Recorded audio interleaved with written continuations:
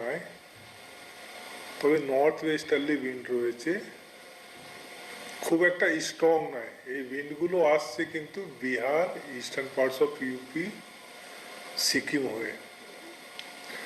ফলে তাপমাত্রা এখন নর্মাল বা নর্মাল থেকে 1 ডিগ্রি উপরে কিন্তু চলছে। আমাদের রিজনে যদি বলি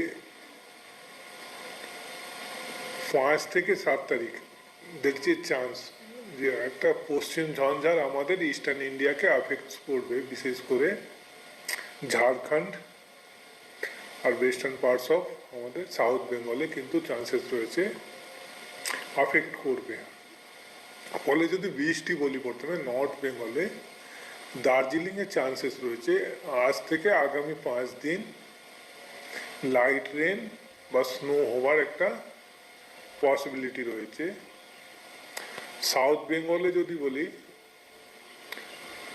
আজ, আগামীকাল, তারপরের দিন বৃষ্টির সেরকম চান্স নাই, ড্রাই থাকবে। 5 তারিখ 6 তারিখে চান্সেস রয়েছে পশ্চিমের জেলাগুলো, বিশেষ করে পুরুলিয়া, বাঁকুড়া, 2 বর্ধমান, বীরভূম, মুর্শিদাবাদ, ঝাড়গ্রাম আর ওয়েস্ট মিদনাপুরে একটু লাইট রেন এক্সপেক্টেড। এই যে বলছি 5 থেকে 7 তারিখে উইন্ডগুলো কিন্তু ইস্টার্লি উইন্ড থাকবে। এই উইন্ডগুলো কিন্তু বে অফ বেঙ্গল থেকে যাবে ভিতরে। ফলে চান্সেস রয়েছে যে আজ কাল যেটা বলছি, যদি কলকাতা স্পেসিফিক খুব একটা বলি 15 ডিগ্রির কাছাকাছি থাকবে।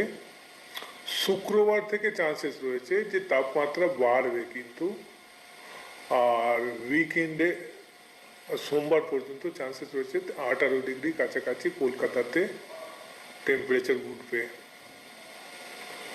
তবে এই যে 5 থেকে 7 বলছি অ্যাক্টিভিটি হবে, রেনফল অ্যাক্টিভিটি, যদি এটা পুরোটাই চলে যায় চান্সেস রয়েছে যে 10 তারিখ থেকে কিন্তু আমাদের সাউথ বেঙ্গলে তাপমাত্রা কিন্তু কমতে শুরু করবে।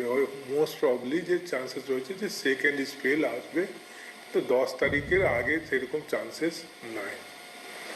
নর্থ বেঙ্গলে একই অবস্থা, এখন টেম্পারেচার নর্মাল বা নর্মাল থেকে 1 ডিগ্রি উপরে চলছে।